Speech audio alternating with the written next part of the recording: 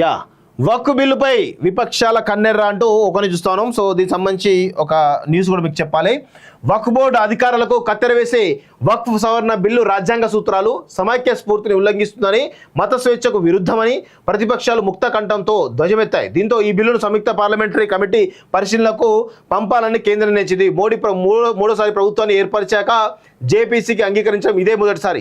కేంద్ర మైనార్టీ వ్యవహారాల శాఖ మంత్రి కిరణ్ రిజిజు గురువారం లోక్సభలో ఈ బిల్లును ప్రవేశపెట్టారు. దీనిపై ప్రతిపక్షాలు అనవసరంగా ముస్లింలు తప్పుదోవ పట్టిస్తున్నారని ఆయన విమర్శించారు. 1995 నాటి వక్ఫ్ సవరణ చట్టాన్ని సమీకృత వక్ఫ్ యాజమాన్య సాధికారక సామర్థ్య అభివృద్ధి చట్టంగా మారుస్తున్నామని రిజిజు అన్నారు. సెంట్రల్ వక్ఫ్ కౌన్సిల్, రాష్ట్ర వక్ఫ్ బోర్డులో ముస్లిం మహిళలు, ముస్లిమేతరులకు అవకాశం కల్పించడం, షియాలు, సున్నీలు, బోహ్రాలు, అగాఖానీలు, ఇతర వెనుకబడిన వర్గాలకు ప్రాధాన్యత కల్పించడం, బోహరాలకు, అగానికాన్లకు ప్రత్యేక బోర్డు ఏర్పాటు చేయడం తమ లక్ష్యమని ఆయన చెప్పారు. కేంద్ర పోర్టల్ డేటాబేస్ ద్వారా వక్ఫ్ ఆస్తుల నమోదును క్రమబద్ధీకరిస్తామని తెలిపారు. వక్ఫ్ బిల్లు ఇప్పటి వరకు హక్కులు లేని వారికి హక్కులు కల్పిస్తుంది కానీ ఎవరి హక్కులను తొలగించాలన్నారు. వక్ఫ్ బిల్లు ఏదైతుందో ఇప్పటి వరకు హక్కులు లేని వారికి హక్కులు కల్పిస్తుంది కానీ ఎవరి హక్కులను తొలగించదన్నారు. ప్రస్తుత నిబంధనల ప్రకారం కొందరు పిల్లలకు, మహిళలకు వారసత్వంగా రావాల్సిన భూములను వక్ఫ్కు దారదత్తం చేస్తున్నారని తెలిపారు. కొన్ని చోట్ల మున్సిపల్ భూములను కూడా వక్ఫ్ భూములుగా నిర్ణయిస్తున్నారని ఆందోళన వెలుబుచ్చారు. తమ పూర్వీకులు ఒక చోట నమాజ్ చేశారని చెబితే దాన్ని వక్ఫ్ భూమిగా తీర్మానిస్తున్నారని, దానిపై మతం రీత్యా కాక సామాజిక రీత్యా ఆలోచించాలని రిజిజు అన్నారు. మైనార్టీ పరిస్థితులపై కాంగ్రెస్ హయాంలో నియమించిన నచార్ కమిటీ సిఫారసు దృష్టిలో ఉంచుకున్నామన్నారు. సో దేశాన్ని విభజించేలా కాంగ్రెస్ పార్టీ యొక్క విధానం కావచ్చు ఏది కానీ మొత్తానికైతే వక్ఫ్ బిల్లు అంటే కొన్ని సవరణలు చేయాల్సిన అవసరం ఉంది. వక్ఫ్ ల్యాండ్స్ ఏవైతే ఉన్నాయో చాలా పెద్ద, హైదరాబాద్లోనే ఎంత పెద్దగా వక్ఫ్ భూములు అన్యక్రాంతమైనయో మనం చూస్తూ ఉన్నాం. దానికి పటిష్టమైనటువంటి వ్యవస్థ రావాల్సిన అవసరం ఉంది. ఒకసారి కొన్ని విషయాలు మీకు చూపించే ప్రయత్నం చేస్తాం మిత్రులారా. వక్ఫ్కు సంబంధించినటువంటి కొన్ని అంశాలు ఇగో. 25% వక్ఫ్ properties in Uttar Pradesh, UP, west Bengal, Punjab, Tamil Nadu, Karnataka have most వక్ఫ్ ప్రాపర్టీస్. చూడండి ఎంత ఘోరంగా ఉన్నాయో. తెలంగాణలో చూడండి 45,682 ఎకరాలు.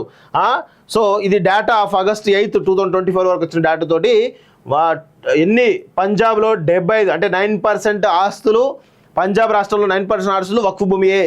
అదేవిధంగా ఉత్తరప్రదేశ్లో 27% ఆస్తులు వక్ఫ్ భూమియే. ఆ తర్వాత గుజరాత్లో 5%, అదేవిధంగా కర్ణాటకలో 7%, కేరళలో 6%, తెలంగాణలో 5%, తమిళనాడులో 8%.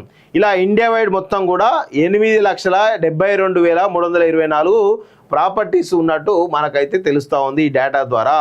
సో తప్పేమీ లేదు. ఇంత పెద్ద పర్సంటేజ్ ఉన్నటువంటి వక్ఫ్ ఆస్తులపైన ఖచ్చితంగా ఒక రెగ్యులేటరీ కమిటీ రావాల్సిన అవసరం ఉంది. సో కాంగ్రెస్ కానీ మిత్రపక్షాలు కానీ దానిపైన రాద్ధాంతం చేయాల్సిన అవసరం లేదు. ఎందుకంటే కేవలం ఓవైసీల ప్రాపకం కోసం కావచ్చు, లేకపోతే కొంతమంది ముస్లింలో ఉన్నట్టు కొంతమంది వ్యక్తుల ప్రాపకం కోసం కావచ్చు, వాళ్ళ స్వార్థ ఆర్థిక రాజకీయ ప్రయోజనాల కోసం ఈ బిల్లు అడ్డుకోవద్దు. ఎందుకు అంటే ముస్లింలకు ప్రయోజనం చేకూరాలంటే ఖచ్చితంగా ఇలాంటి కొన్ని కఠినమైనటువంటి బిల్లులు రావాల్సినటువంటి అవసరం ఉంది. ఎవరైతే వక్ఫ్కు సంబంధించినటువంటి ఆస్తికి సంబంధించినటువంటి బెనిఫిట్స్ పొందాలనుకుంటారో ఆ ప్రజలకు ఆ యొక్క ఫలాలు దక్కాల్సిన అవసరం ఉంది.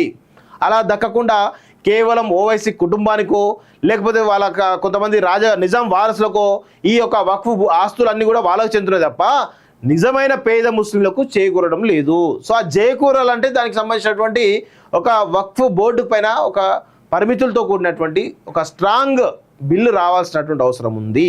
అందుకే పార్లమెంట్లో అంత పెద్ద చర్చ జరుగుతూ ఉంది. సో వీళ్ళందరూ ఏంటంటే ఇప్పుడు ముస్లింలను రెచ్చగొట్టాలి, తద్వారా రాజకీయ పబ్బం గడుపుకోవాలని ప్రయత్నం తప్ప ఏది ఉండదు. దయచేసి ముస్లిం సమాజం కూడా ఆలోచించాలి.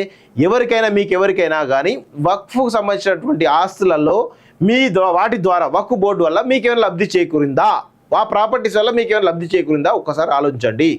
ఇది అనవసరంగా ఏదో మతం కోణంలో చూడాల్సిన అవసరం లేదు. దయచేసి అర్థం చేసుకోవాల్సిందిగా నేనైతే కోరుతా ఉన్నాను మిత్రులారా.